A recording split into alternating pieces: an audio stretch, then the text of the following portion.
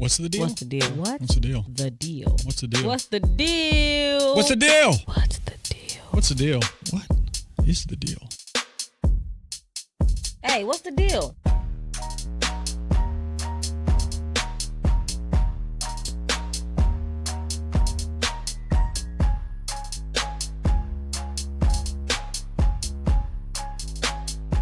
All right, what's good, everybody? I'm Steve Discourse. What up? This your girl, Jay Callie. Back again for another episode of What's the Deal? Where should we start? Let's go ahead and open up with some really important news. This past week, there was a huge hurricane that touched down on the East Coast, Hurricane Michael. It's actually really interesting because I didn't know this hurricane was coming pretty much until it was here. I think that it kind of came about really quickly, and a lot of people weren't able to get very prepared for it. There wasn't a lot of media coverage, but now in the aftermath, we're seeing a lot of the devastation that this hurricane caused, and it was actually really massive. And I don't know if people realize how much of a big deal it was. It touched down in Florida, North Carolina, South Carolina, Virginia, Georgia. It touched a lot of states, and of course, people were asked to evacuate their homes, but it came out so quickly that, of course, people are now trapped. People are dead. The death toll is at 17, and they're still searching for bodies. And, you know, they're doing as much as they can to bring resources and emergency resources and evacuation plans to the people who either chose to stay or got trapped there because there just wasn't enough time for them to get their stuff together and leave. The people who did leave are being asked not to return. It's not safe to go back to many of the areas in those states that were devastated by the hurricane. Something that's actually really scary. The hospitals were evacuated, of course, which just sounds extremely terrifying that these sick people and people who are in emergency situations now have to evacuate. But there's a psychiatric hospital in Florida. They were stocking up and preparing for the hurricane. They got all these resources together. So people are confident that they're okay, but they have lost all communication with this hospital since the hurricane hit. It's a psychiatric hospital. They do not know how the people are doing. There's over 1,000 people inside, and no one's really been able to get in touch with them. So definitely pray for those people because it's already hard to run a psychiatric hospital. So pray for those people because I hope that they're fine in this situation. Yeah, it's rough, especially right after the previous hurricane. Yeah, so North Carolina and South Carolina, twice. They just had Hurricane Florence a couple weeks ago, and they were not fully recovered. And so to get a hurricane of this magnitude this past week, yeah, they just got hit really, really hard. I actually have family there, and I know a lot of people that have family there that are struggling to recover and really struggling to get it together because these were two major storms. All right, yeah. So, thoughts, prayers, whatever, with them. That sounded really like It did. like I didn't care at all. Yeah, no, No, but it is in real serious life, there. It is serious. So we hope everybody's safe and gonna make it out there as best they can. So what else do we have? So this past week, I hate to switch the subject so abruptly, but the First Lady finally spoke out. I'm going to be honest. The reason why we're just hearing about her or hearing from her is because I personally think she's boring. I think that she's cute. I like the way she dresses. Her fashions are on point. But when she speaks, I'm just not very interested in what she has to say. But I was excited to hear that she was having her first official interview as the First Lady. It's been so long. And I read the interview like, ooh, I can't wait to talk about it. And I was just like, she didn't say anything. She still didn't say anything. She spoke about how she feels like her campaign as First Lady on social media bullying on the youth is personal to her because she thinks she's the most bullied person in the world right now. And the things that people say about her, she reads about them, and she's not a prisoner in her marriage, and she does love her husband, and she's enjoying being the First Lady so much, even though everyone's saying that she doesn't like it and she doesn't want to be there, that she actually does. And she decided to make her point by taking a tour across Africa. And she visited 4 countries there, and there was a lot of jokes about her looking like a colonizer. Did you see the outfit? Yeah. She wore this standard, I'm here to colonize, white hat, white button down, riding pants and riding boots. I mean, it was fun to look at, but I don't really have a whole lot to say, honestly. It's an honorable mention because Melania Trump, She's no Michelle. People were mad that she said she's one of the most bullied people, but I mean, I think to some degree that's a fair statement. I don't care. Like, it's not a wild statement enough, I think, for the outrage that people are reacting about. Because a lot of people are coming for her. Yes, that's true. Just let her say that and let it be. Yeah, I mean, and move on. I mean, she's bullied. She's the first lady. The first lady literally always gets bullied. You're a woman. Women get bullied. It just is. Yeah. Most bullied, I don't know, but I'm sure she feels that way. She's valid in her feelings. So speaking of Trump's, I want to talk about a little bit about some of the comments from last week that Donald Trump made in the fallout from Brett Kavanaugh's nomination and everything. So he's now been seated. He's officially the Supreme Court Justice, Brett Kavanaugh. And one thing that people started saying after that, particularly Trump, I think was the first person really prominently to say it, is that, this kind of stupid idea, if you ask me, men are afraid now of being accused of something that they never did, right? And I think Trump said they're afraid of being guilty of something that never happened.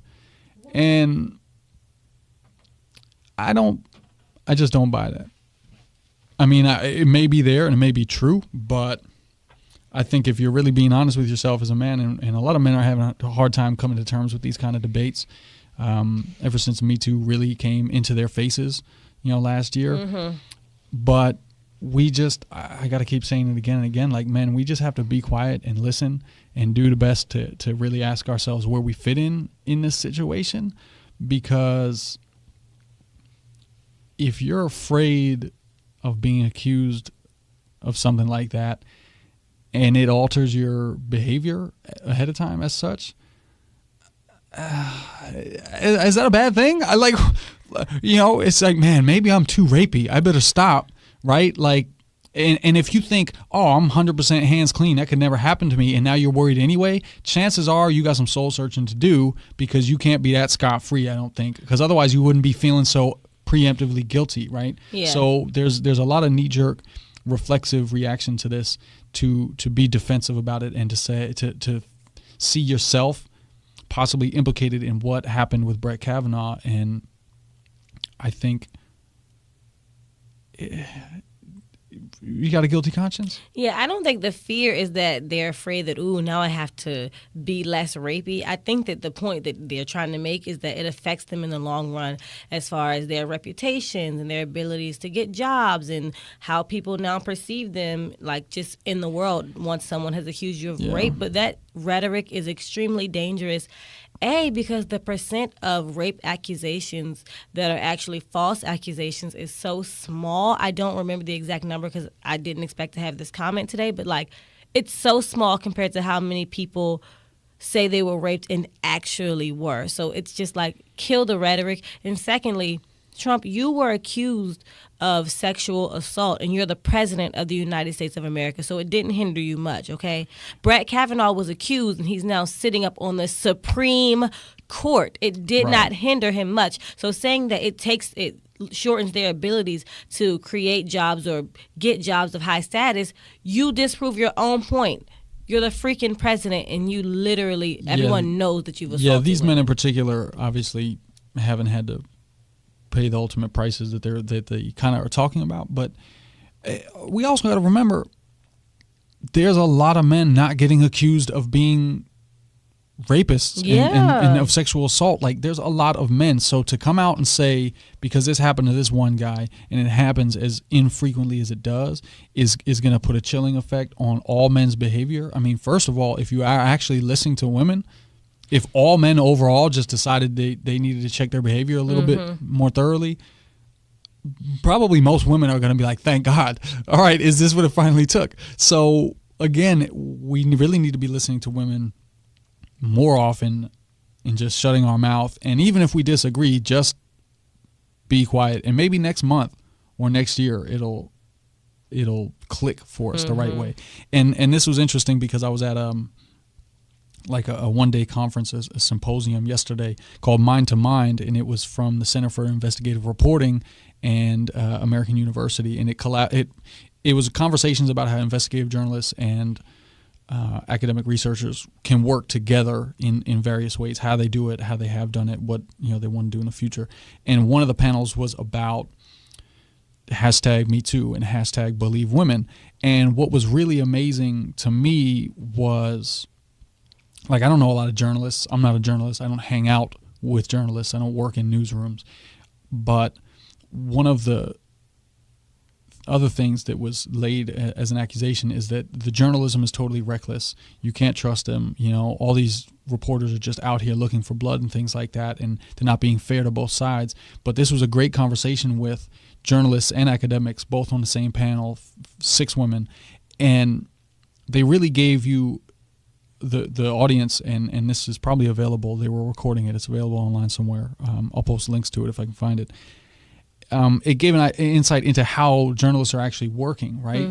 Because we're going to have a conversation later in the episode with an ANC commissioner from D.C., Sharece Crawford, and the same with local, politicians and representatives and government officials. From the public's view, we don't know how they actually live day to day, how they work, what is really on their mind. We know what they say publicly and everything, but we don't know them to a point that we can kind of trust them. But this conversation was great because they do obviously want to be fair. Like, their reputations are on the line, whether politicians and Trump and other people are accusing them of other things.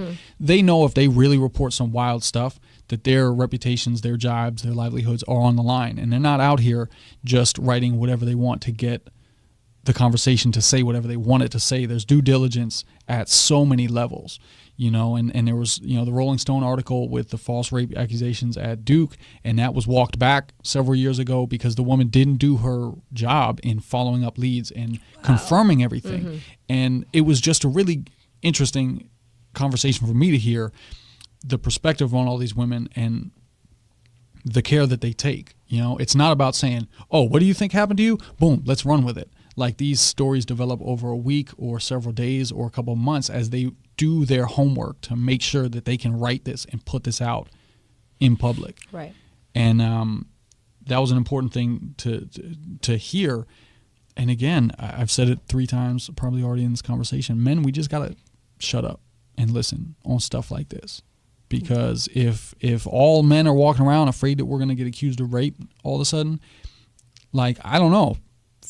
How do you feel, Angela? Yeah, find me a woman who's going to be mad about that. No, I don't know where she is, but rape accusations typically don't just fall out of the sky. Like, if you haven't done anything remotely rapey, like you said, then you should not be concerned about some random woman just being like, he raped me.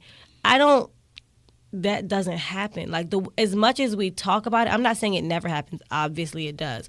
But in the way in which we talk about it, it doesn't happen as frequently enough for it to be a topic of conversation. Like, most of the times, those stories get publicized and broadcast every time they happen. Whereas rape, people are calling it every day. You don't see it on the news every time it happens. But when a woman lies about it, trust and believe you're going to see it on the news. Right. And as far as people's lives being ruined or disrupted, again, to not acknowledge the equal disruption and ruination of lives for Dr. Ford or anybody else who comes out publicly to accuse someone of this, like, her life, you think she was just like, oh, we got to stop the nomination? Bet, I'm down. Sign me up. Like, right. What do you need me to say? I got raped? Okay, cool, that works. Like, no, like, this is serious stuff. And obviously there was no, like, criminal trial and due process and beyond a reasonable doubt investigation into whether he did it or not. But to throw away any credibility of what she said is outrageous. To cast it off and say, well, but now my son is afraid to date or something like that, or I'm afraid to do something. That's again men just being defensive and putting it back on ourselves. Like, your son shouldn't be afraid to date because a woman who was raped called out that rape. Like, if there was some wave of false rape accusations, then men being afraid would be justified. But you're afraid now because women are calling out men for rape who actually did sexually assault. I don't want to just say rape like that's the only type of sexual assault, but like who actually did assault them sexually. Like, don't do it, and you have nothing to be concerned about. Maybe you have 1% of being concerned. Imagine how women feel. The likelihood of us being raped is like 1,000,000%. We're scared every day. So the likelihood of you being falsely accused is so small, there's no reason for you to walk around afraid. just do what you got to do. Respect women. Listen, like Steve Discourse said, and chill out. Right.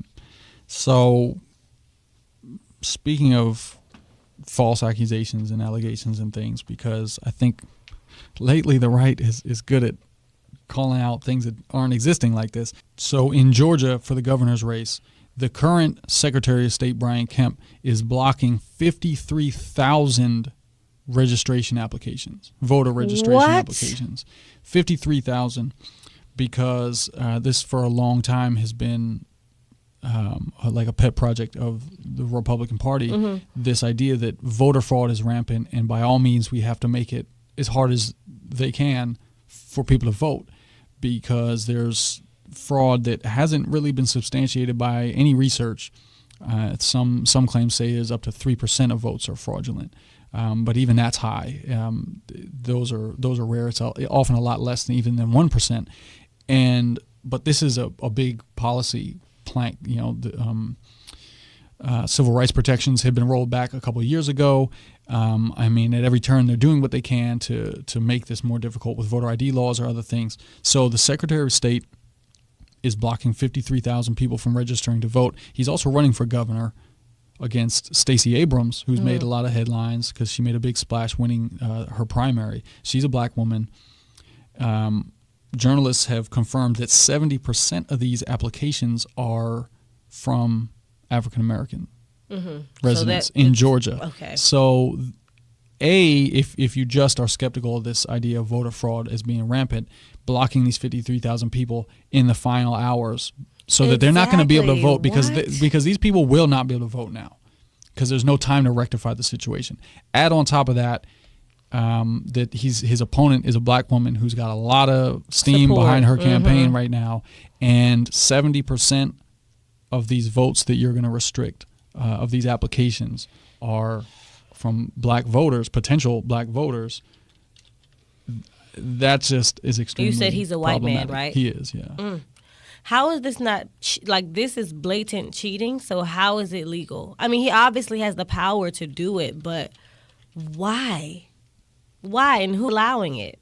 Well, that's within his powers as a Secretary of State. So, the Abrams campaign is making the case that he should not. This should be suspended. He should not be able to do this, which in such a direct way can affect the outcome. But you would think that when you're up for elections and these types of, when your power directly could affect the elections, that someone should have to oversee your decisions during this time. Yeah, you'd think something like this when you're in an actual race. Right. That's coming up. Our in system. 4 weeks now. It's wild. And so, again, 70% of these applications are from black residents in Georgia. Right.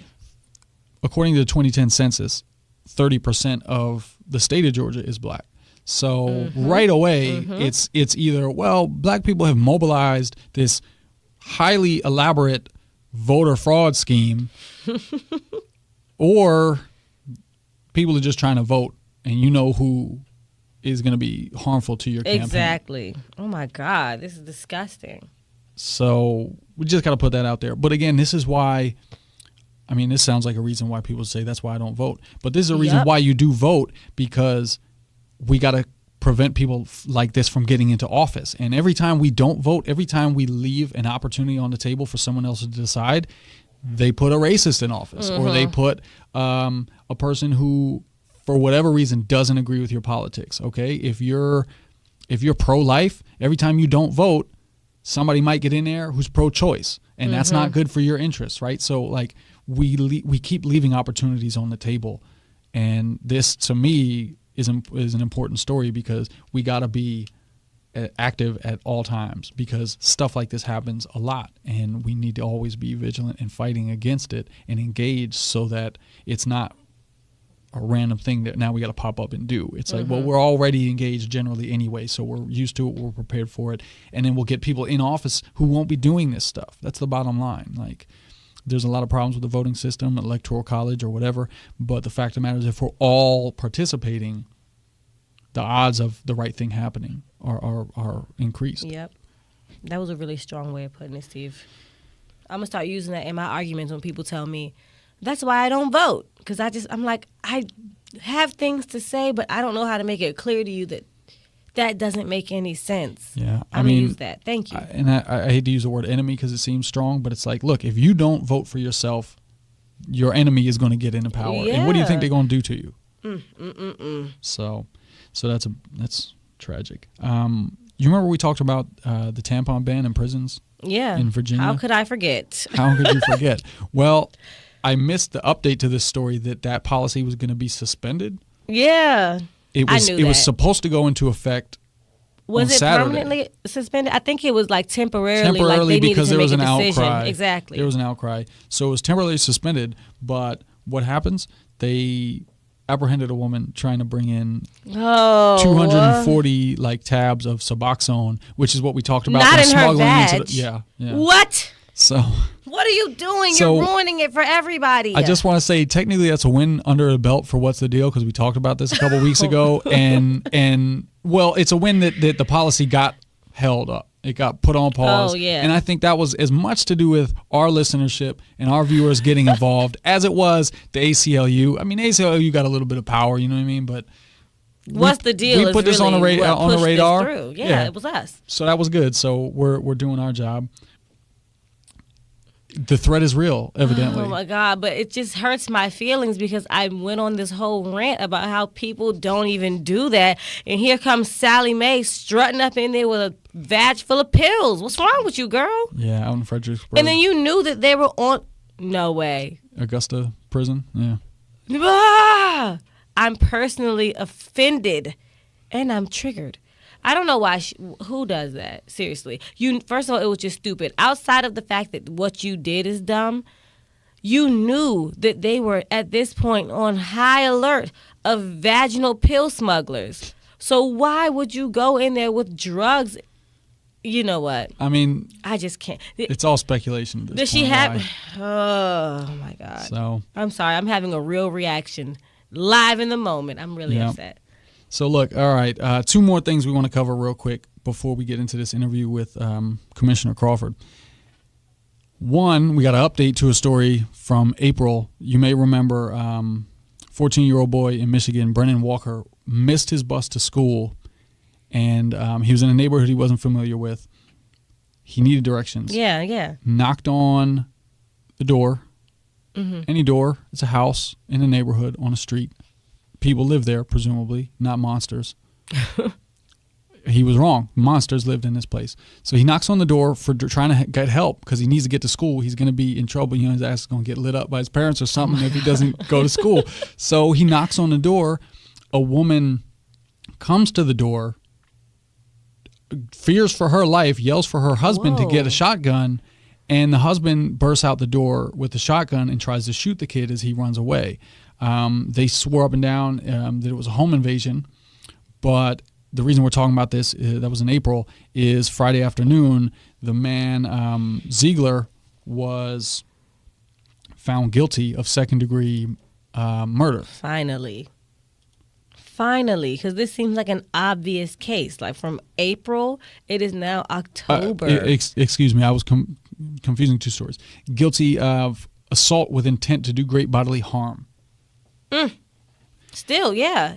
It should have been attempted murder. This is not a knife that you're wielding. It is a shotgun. Had you shot this child, he would have died. Yeah, so, I mean, it's just sad. I mean, the kid was black. These folks were white. So you already have that on the video.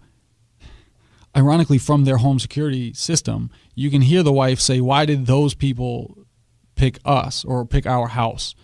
And so that right away already sounds that doesn't bad. sound good. It sounds racist. But the fact of the matter is, I mean, I don't care what this person looks like. You get a knock at the door. I don't think that's 0 to 100 grounds to start shooting, right? Yeah, I mean, in my neighborhood, maybe. Like if some man. strange big man knocked on my door and I was home alone and I'm like, who are you? And he was just like, hey, excuse me, I just want to ask you something. I would be like, whoa, what?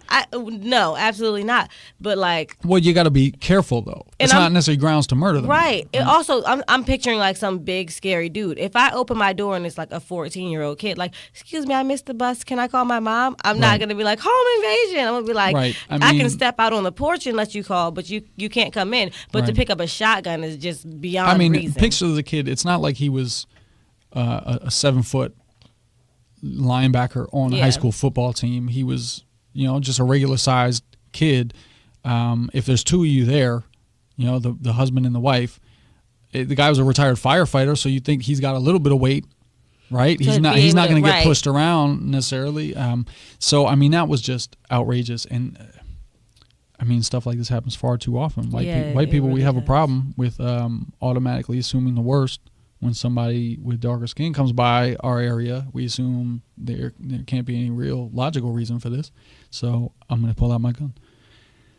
So, but that's good news. We had some good news last week with Jason Van Dyke, who was convicted for the murder of Laquan McDonald. So it's all after the fact. Unfortunately, we got to find a way to prevent these kind of atrocities instead of just hoping that after the fact nobody died and after the fact somebody goes to jail. So right. Well, the work is being done. Yeah. So last thing before we take a break real quick is laundry list of dirty laundry. Let's do it. Cops, dirty cops. So Roland Clark is a corrections officer, and he gained infamy last year when he put a man in a scalding hot shower for an hour in a prison. They walked away, and he came back, and the man was dead.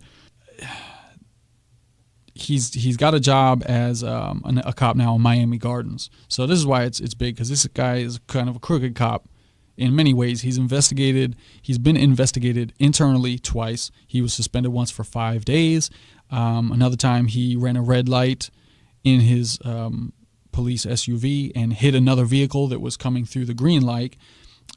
He called a tow truck on a car that belonged to a drowning victim with the victim's wallet and cell phone in the car, and that evidence disappeared before homicide investigators could access them. This guy, he's and he's now recently under investigation for having sex on the job. He was visiting a woman who neighbors reported to see him on duty pull up in a squad car in uniform, go visit the woman inside. He's had sex with her on those occasions. And this is a guy who just can't seem to do the right thing.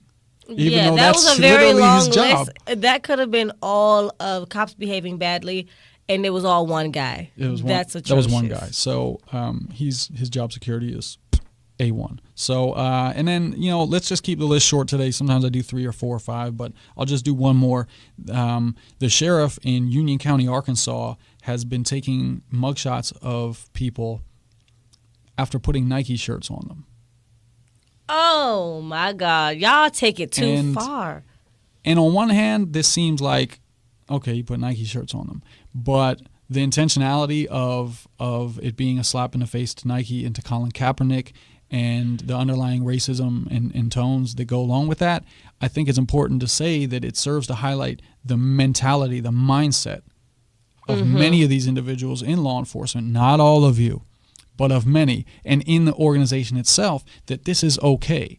Nobody say, Sheriff, come on, man, like this is not a good look. Or nobody say, you can't do that, it's wrong. Like, you could have just said from a PR perspective, don't do it, right? This is going to be a nightmare for us. But this is the mindset so often. This is the mindset that is why Jason Van Dyke killed Laquan McDonald. This is why the officer who killed Tamir Rice, a 12-year-old boy playing in a park, this is why that cop still got a new job last week. He was rehired in a new police department. This is the mindset behind a lot of them, because anything to do with, if you're a white officer, anything to do with people of a darker skin tone is automatically suspect, more so than the same actions from white people. And it's just, the evidence is there. It's indisputable. And if I have to dispute this with you, I don't know if there's even a conversation to have. So, because there was a man, where was it, in Georgia last week, who shot 7 people, and then police had like a 3-hour standoff to take him in. I didn't peacefully. even hear about it. Well, that was my fault because we should have talked about that last week. But again, white man goes on a shooting rampage, and there's like a several-hour standoff to take him in peacefully. Of course. Tamir Rice was in a park on a Saturday morning, a child of 12 years old. Police drove across the grass in the park, slammed on the brakes, and as the car skidded to a stop 10 feet away from a 12-year-old boy, they shot him from inside their police car. Because he's black. Like, that's all. That's just the answer. Yeah. That's why. Because he's black. When you see the patients that white shooters get all the time, mass shooters or just individual suspects, there's no other thing to come down on. And much like the way men have been reacting to this Blasey Ford and Kavanaugh thing, white people need to understand it's the same thing. We can't be defensive and scared when we hear about this. Cops can't be. Cops can't say, well, not all of us. Yeah, okay, but that's your brother, right? Brothers in blue. You guys take that shit like family to the grave. If that's your family, that's your brother, you better get your family. But they don't. And if you're willfully not doing that, you're guilty too. All right, that was a lot. So let's take a break real quick, and we're going to come back with Commissioner Crawford. Cool? Cool. Peace.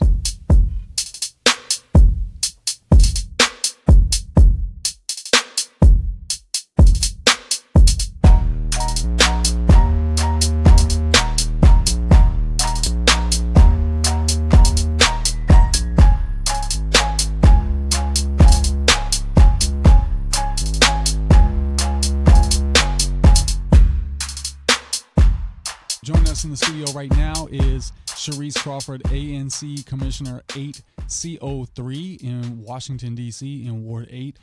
So thank you for joining us. Good morning. Good morning. Thanks for having me. Or good day, whatever time of the day you're listening in. Yeah, it's a podcast, so whenever you get this, we're recording in the morning. Everybody's feeling good. We're going to have a good time here. So look, I just dropped a lot of letters on people. ANC 8C03. Can you just break that down? What is an ANC? An Advisory Neighbrhood Commissioner, a part of a commission. So Advisory Neighborhood Commissioner essentially is the liaison between D.C. residents or the residents in their district to government agencies. And that's both D.C. government and federal government. So we are the middle buffer, if you will, between resources, between trying to get things done. Every resident has their own needs, if you will, their own interests, whether they're a homeowner or a renter. And in D.C., we just so happen to have a good mixture. And in my district in particular, I have a great mix between homeowners and renters. And so we advise. We write resolutions. And you know, Steve, you've participated in some of our resolution roundtables working on one of those key, very important areas that's impacting every D.C. resident, which is the city's comprehensive plan. That plan is now being amended for the first time in about 10 years, where it's going to impact the next 10, 20 to 50 years in the city, which just so happens to be a forum that it's on my calendar today to stop by because they're having a workshop and a training on the comprehensive plan. So that's a very large document, a large process that we've had our footprint in as an ANC commissioner. We created the Resolution Roundtable, and you can hashtag Resolution Roundtable on Instagram or Facebook to see where we've invited people to have a seat at the table. Where in most cases, most ANCs, or a lot of ANCs that I've seen, will pretty much take it upon themselves, write a resolution, submit it to council or to the agency. City council just so happens to be our legislative body here. I'm not sure, and that could be different depending on the state or city you're going to, but our city council is the legislative body. You can write a resolution and submit it to the agencies and say, hey, this is what we need from this agency. For example, we need from DDOT, we need the lights fixed on this road. We need street signs on this road. We need the potholes filled on that road. So that could be all items you put in a resolution for one entity. For council, we're more so looking for legislative wise. And so, again, the resolution roundtable invited people to the table to say, hey, let's combine our needs and resources, right? So that we're going to say, hey, these are the list of things that are impacting all of us regarding this issue, and these are the outcomes that we're looking to see. And gratefully and graciously enough, we're able to share that a big outcome. We've had several big outcomes in a very short period of time. A big one was updating MPD's website. You guys know that, the earlier part of my run or my being elected to office, we were dealing with the issue of missing persons, which turned into an issue of public safety, which is also an issue of lacking data from our government agencies, which we saw when the issue went viral and we did not have the numbers to support what was being put out there. And so we were able to get an updated MPD website to the minute, very sophisticated. So if you go on Metro Police Department's website right now, you'll see all accurate data to the minute. And that is good for all of our safety needs. We cannot afford to have outdated information and systems. And then you take it a step further, a commitment that we had was to enhance the communications in our city. And so we put in our resolution that we needed to see an updated calendar for the city. I mean, can you imagine not knowing how to access information in your city when you're just moving here or when you're a resident and you've been here and you just still don't understand basic governmental calendar functions because there is so much going on in the city. There is. And yeah, I saw your post about that on Instagram earlier this week, and it happened to be on a day that I had some free time on my schedule. So I looked at the calendar, which is super easy to use.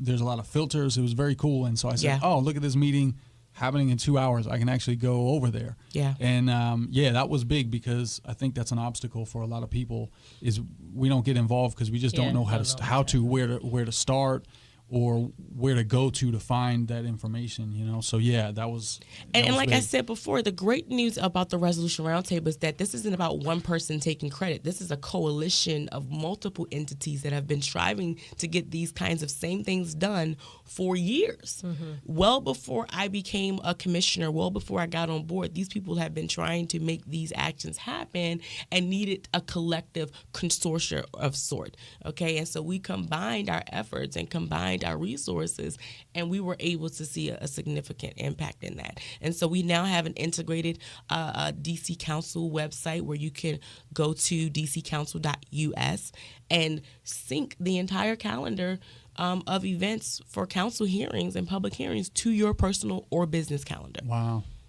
I didn't realize that. Okay. Yep. So that's big because, that's a lot of things we talk about on this show is how can people get involved and where can they plug in, where can they figure out what's happening, and that's a major step. I think that's cool as a model for other people, in other cities, counties.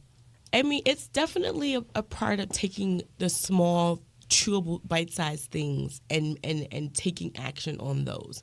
Another part of communication and information is where you can text 50411. You can text an emergency information that came out of our resolution to 50411. Whereas, let's say, I'll give you an example. I was riding or driving northbound on New York Avenue. For those who are familiar with DC, this may be familiar, but regardless of which street it is in your community, this could happen to you. Mm-hmm. Driving northbound New York Avenue, there was a car that cut over, or it was a van. The van cut over 3 lanes into the lane where there was a motorcyclist in that lane. Knocked the motorcyclist off the bike. The motorcyclist flipped nearly half the block forward. This was a long block. Wow. And I witnessed this while driving, okay? And so I could have called 911, and by the time I got a response, they're asking me what's the location. I'm already on the Beltway or far away from the scene of the crime. But what I was able to do because of the work of this coalition and those who come to support our Resolution Roundtable, we were able to text 50411 to say, here's what happened. The van driver was at fault. essentially not making it a fault thing, but if ever this is what you need to go and do. This is what happened, and you can text anonymously to 50411 any crime or any emergency that you need to get to MPD. And that information goes directly to the police department, and then how do they use it? They're supposed to be using it as part of their investigation. Mm-hmm. It does go directly to MPD. Wow. I never knew that. So it's really interesting because it's like there's a lot of information out there, and I think that people oftentimes don't realize how to access it. So it's like, I'm glad you said that, because that is the platform for our next run. Mm-hmm. We are writing candidate on the ballot beginning early voting October 22nd, and Access DC is our platform. Mm-hmm. We've literally created the hashtag for that. Access DC, hashtag Access DC, hashtag Access DC now. We've created a group on Facebook for those that want to be or those who have signed up to be a part of it. There is a link in our bio at Commissioner Crawford on Instagram where you can go in and register to be a part of a group that receives information to Access DC. We want to again have this a citywide platform, but until we can get this the city to adopt this, we are creating the model and sharing with other people how to utilize it. Accessing information in the city has been the greatest demise for many businesses, many nonprofits, many owners, many residents, you name it. With lack of information, lack of resources, it is very difficult to navigate to get to what you're trying to achieve. And so that's why we created that platform with the help of Ms. Jasmine Bird. She and the Bird Girls and I, she has 2 daughters. I call them my advisors. They're both under 10, but full of energy, full of life. And they came to me, and we met at an IHOP. And they came and said, we got to dump Trump. We got to get him out of here. He's a bad guy. And they were just chanting on and about all of the problems. And I said, okay, well, what can we do? We obviously know these are a laundry list of problems all the way down from Donald Trump. But what can we do today to make somebody else's life a little bit differently? What type of resource, what type of entity, what type of program? And then we narrowed that whole conversation down to Access. Okay, I like that. And that's starting to touch on your philosophy and your kind of view of the leadership role that you take on. Absolutely. And I had that on my list to ask, but I think before we get a little deeper into that, I think it's an interesting story to tell people how you became an ANC commissioner here, because this all sounds very impressive and amazing, but again, regular people are sitting at home going, yeah, okay, I'm one of those regular people that sat at home. I'm one of those regular people. Let me just say, I didn't decide to get involved in politics. I am a product of politics gone wrong. Okay. What does that mean? What does that mean? I'm a product of urban community settings that were created to keep Black and brown people poor and in these impoverished communities and in these low educational communities of sorts. And so I grew up in urban dwellings in Congress Park Plaza, Southeast Washington, D.C. And I was, I guess I am a survivor, if you will, like many others out there who came from urban settings and urban dwellings and saw how we were being marginalized as people. We saw how we were being set up to be displaced and pushed out out of the inner city into urban dwellings, where gentrification is right now prevalent. A friend of mine actually has a lawsuit against the city for that very reason. But I was one of those people who witnessed crimes in my community. I witnessed families go without food. I saw children being taken advantage of at very young ages. I witnessed the single mom and the single grand families raising children in very harsh environments. And one thing I knew I didn't know what was the path for me or that this would one day be my story, but I knew that it had to be something outside of those walls or that community setting. I knew that there had to be something different. There had to be something more. There had to be a purpose for my life that was bigger than just the street corners that most often we dwelled in. Right. And so I'm a product of DC public schools, both the charter schools and the public schools. I graduated from the public school system. I attended the charter school systems. Actually, I think I finished middle school from a charter school system. So I've been on both sides of our education system, and I've seen and I've experienced the flaws of our education system. I've seen where we've missed the step and where we can go in and say, here's where we can improve to really ensure that our children growing in this community are not being left behind. No Child Left Behind was a major campaign when I was coming up, and I still to this day stand on that philosophy. And if we're really going to be effective by leaving no child behind, a huge area where I advocated for was education reform. Yeah. And I figured, okay, how do you get education reform from the outside? Where there's really no way to reform a system from the outside. The only way to reform a system is by being a part of that system. It's from the inside. Excuse me. Allergies. Allergies are kicking my butt with this weather change. So forgive me for. You're not alone.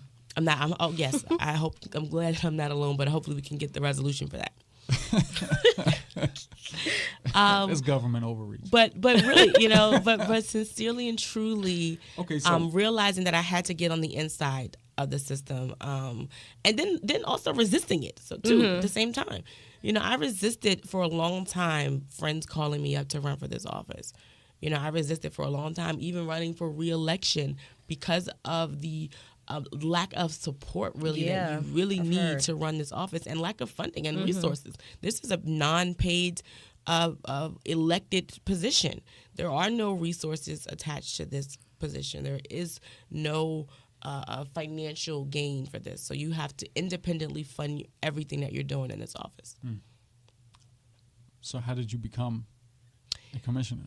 So actually, a friend of mine, Marcus Batchelor, the very first time, before Marcus Batchelor ever reached out, the very first time, it was early voting. I went into the precinct, as I always do, and I vote.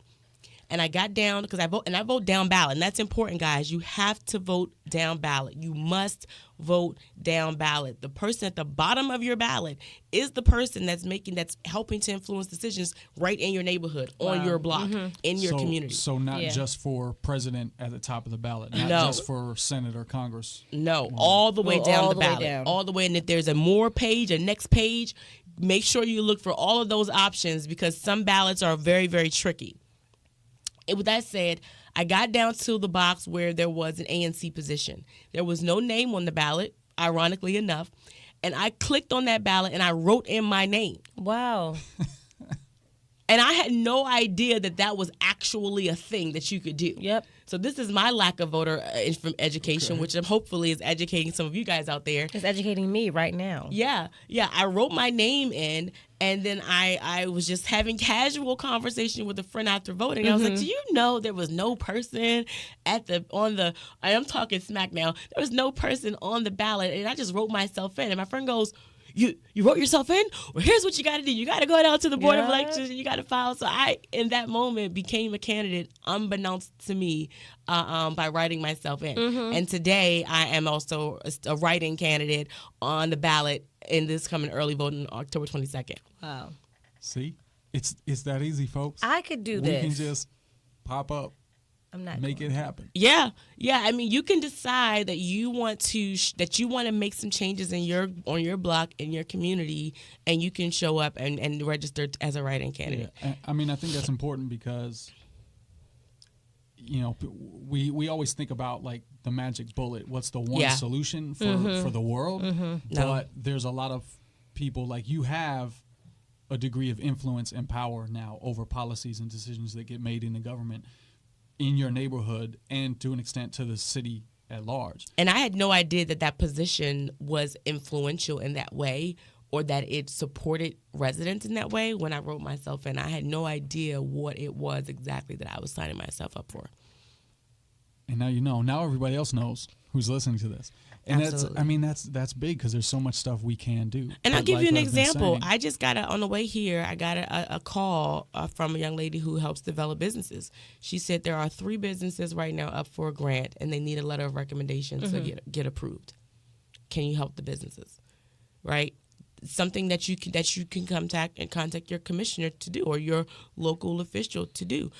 There's also businesses. I just celebrated the 50th year anniversary of a co-pastor Pointer's Greater Fellowship Church across the street from my home in my community, and I wrote a letter of congratulations for them. You know, everything from the simplest things all the way up to the complexities of dealing with development with the Office of Planning and dealing with requests for proposals from the Department of Economic Development, right? So every range of what's happening in our communities, we're having our hands on the pulse.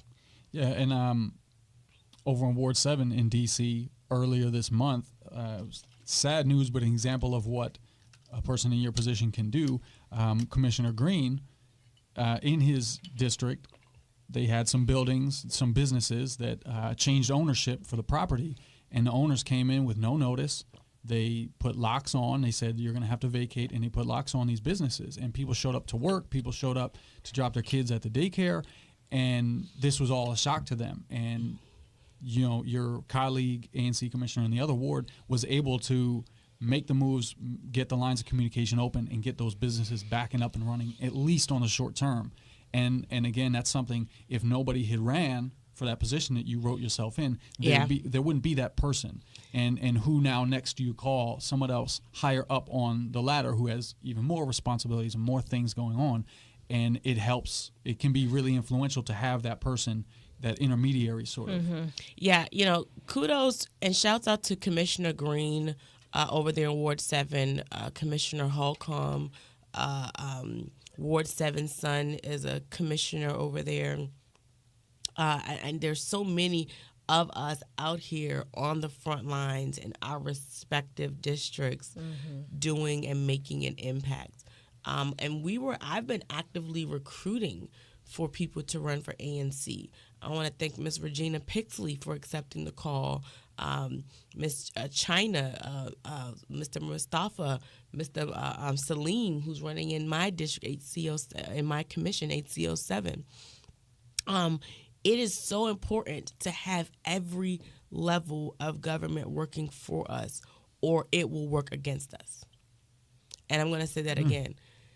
I cannot thank you guys enough for answering the call. We were actively recruiting people to run for office. I said I was not going to run in this capacity again until I knew we had a commission that was willing and ready to work for the city. What I've done, creating these platforms, literally, we've done a lot of this work which could have been done independently. Right. So that also goes to say is you don't even need to have a title in this capacity to work with the coalition or consortia to submit your demands or your requests. But we were able to do that with the weight, what they give us great weight as ANCs behind us. But we had to mobilize and get people engaged and educate people on how important this process is. And again, if every level of government is not working for us in your neighborhood, in your community, on your block, it is working against us. It's very interesting to hear you talk about the work that you do and also how you got involved with it, because it humanizes you and everybody else, because we tend to look up at politicians like kind of like celebrities. So it's really interesting that you just went in and wrote your own name in the ballot, because it makes me realize and makes hopefully other people realize any of us could do this work if we have the dedication, if we have the passion. Like there's no barrier stopping us from being more involved in our communities and in our city. No barriers. To make the types of difference that you make every day. No barriers. There are actually people who went in and as write-ins against me. There are 3 other people who have signed up as write-ins. And, you know, I'm looking forward to meeting them. This year, this election. I'm looking forward. There's actually a candidate forum later today. I'm looking forward to meeting them to really see if they know what they're getting themselves into. Yeah.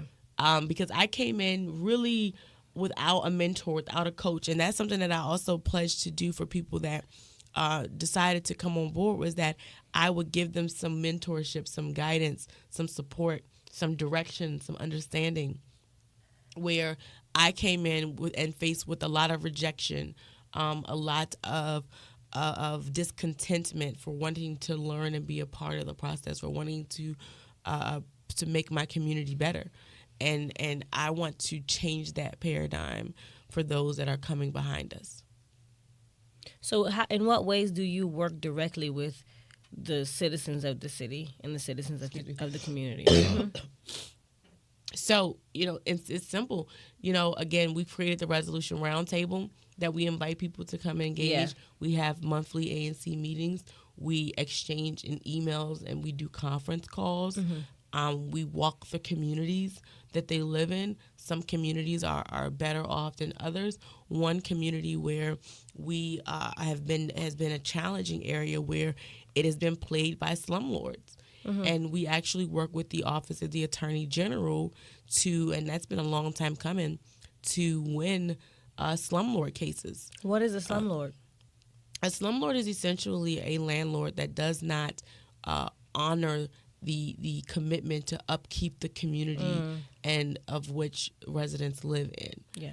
And so they're supposed to be the responsible parties for making sure that there is no mold in the units, for making sure that the units are not rotting away, for making sure that the building isn't decaying, that mailboxes are secured. And that's also a federal concern that we've brought to our warrior on the Hill, Eleanor Norton, about mailboxes being tampered and people not being able to receive federal mail. And so these are people who have not been concerned about the upkeeps of their community, which a lot of them are now infested with mold. They're not. The sanitation is unclean. And we were able to prove that with residents being forced, and I don't share a lot of those images publicly, but they're being forced to live in these conditions and have to share those types of painful experiences publicly in order to win the cases that we've won. And so now that we've won the slumlord cases, it's a painful conversation of what's next, because it's being turned over to new landlords who really don't know how to go in and where to start. It is that far gone in some of these communities where trash is not being taken out, and they're not ordering the city to come pick it up or paying the dues in order to make that happen. And, it's being piled up for days and months, even at times. And so we walk those communities to get images and to identify what the statuses are. So that's how we engage. There's so many levels of engagement. Yeah. I've created my own communication systems. When we came on board, communication was not an interest of our commission, because the more information you keep or hoard to yourself, the less people are going to ask you questions, or the less people are going to be informed about what you're actually doing. And we wanted to change that, so we created a Facebook group. We created social media accounts. We created a calendar. If you come to our ANCHC page right now, you have to submit a request and either live in the area, work in the area to be a part of it. You can see a full calendar of information and resources for the whole family. Last night I shared information for the entire family, information for that anyone from the child on to the parent can use, from business development, the DMGO project that's connecting residents to greater economic opportunities today. They are talking about the development that's happening in the area and how you can be a part of that development, or at minimum, how to now prepare for what's to come. And so we've a wide range of resources we've put out there, which is tying us into our platform of access. Our platform of access in D.C. Okay. You're also on the Democratic State Committee? Yes, I am on the Democratic State Committee. I was elected June 19th, 512 voters, if I want to be, or 15. I want to remember the exact number, because every one of those voters mattered. Yeah. Because we ran a citywide race, which We ran that race because we realized we needed greater leverage and greater access to get the things done for our respective communities as well as on a national platform. This gives us access to national resources and national Democratic parties countrywide that want to turn red states blue. We are coming upon a very, very critical election where we need a majority in the House and the Senate. We need we need to make laws and push through bills and stop laws from being overturned in the Congress and in the Senate.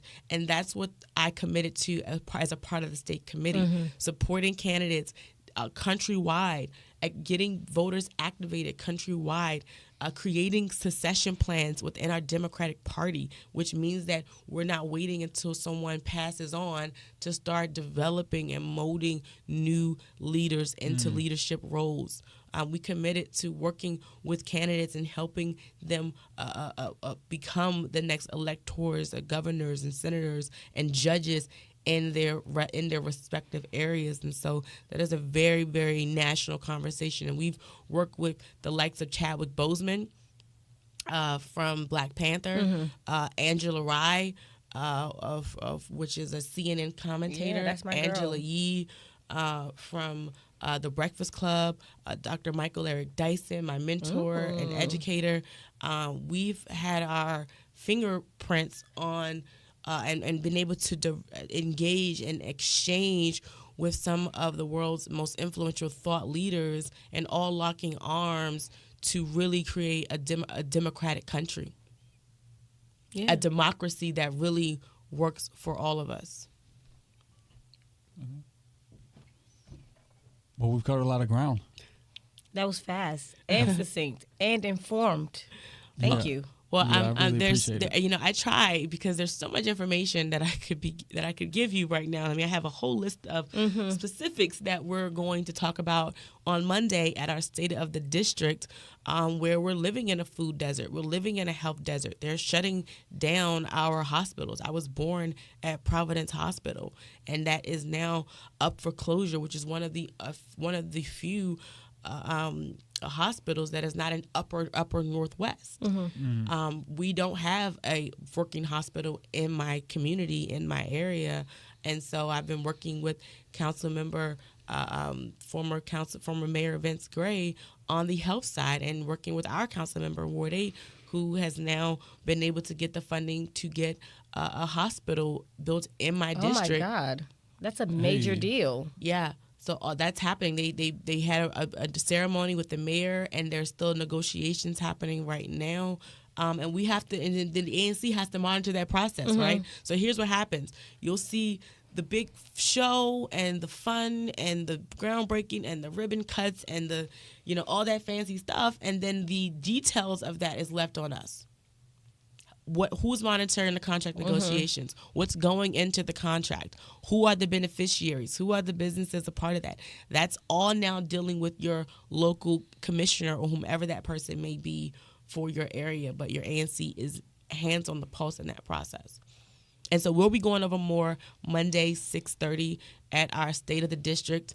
Actually, I'm going to be joining the council member tomorrow for the State of the Ward, which is over the entire community, which he's our legislator for the ward, fighting on behalf of our areas, fighting on behalf of our communities to get the things that we need. And then you look at the landscape to say, well, where can we support? Where can these items that we're fighting for be greatest supported? And my area just so happens to be the largest in the entire city, or the largest development front right now in the city.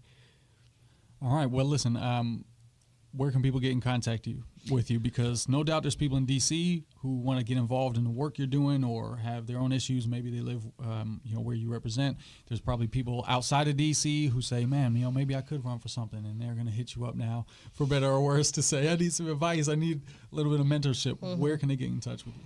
Yeah, so you can reach us on all social platforms at Commissioner Crawford, COMMISSIONER, Crawford. Again, you can join us on our Facebook group, ANC HCO3. You can email us. Our government office is ANC, A as in Apple, Nancy, Charlie, or I'm sorry, the number 8 is the email, the letter C, the number 0, the number 3, HCO3 at anc.dc.gov is our ANC account, which is for official business only. And then our office is 202-792-9188. And a big part that you can work on, I have been invited to participate in the Congress Park Beautification Day and Rededication Day. And that is also the community that I was born and raised in. And so I'm honored to participate in this, to rededicate this community, to brighten up the smiles on the young people's faces there, to change the direction of violence and bring a new public safety strategy to the community. Really show people. I think it's really more about showing people beyond themselves. I think if it was one thing that changed everything for me coming out of this community was exposure. Expose and expand. I really am looking forward to artists coming out to put up art and mural to show people of their ancestors and where they come from and their strength and beyond themselves, so they can see themselves moving beyond themselves. And so that's happening 10/27. That's my birthday weekend. And it's the place of birth where I was born, in Congress Park in the 13th Place Circle. And so I'm just really looking forward to this month for so many different reasons, but particularly enhancing and rededicating and beautifying communities. All right. Thanks. Okay, thank you so much. Thank you so much for coming. All right, looking forward to seeing you guys at Commissioner Crawford on the web and online. Yeah. Peace and love. You can follow us on social media. I'm at Steve Discourse on Instagram and sometimes Twitter. And you can catch Jay Cali at It's Jay Cali, ITSJAYCALLI. And of course, we got to send a big shout out to Clifford Cartel for composing our theme music. And wherever you're listening to this, make sure you subscribe, write us a review, share it with your friends, family, your loved ones. Heck, give it to your enemies. We don't care. Help us spread the word. We truly appreciate it.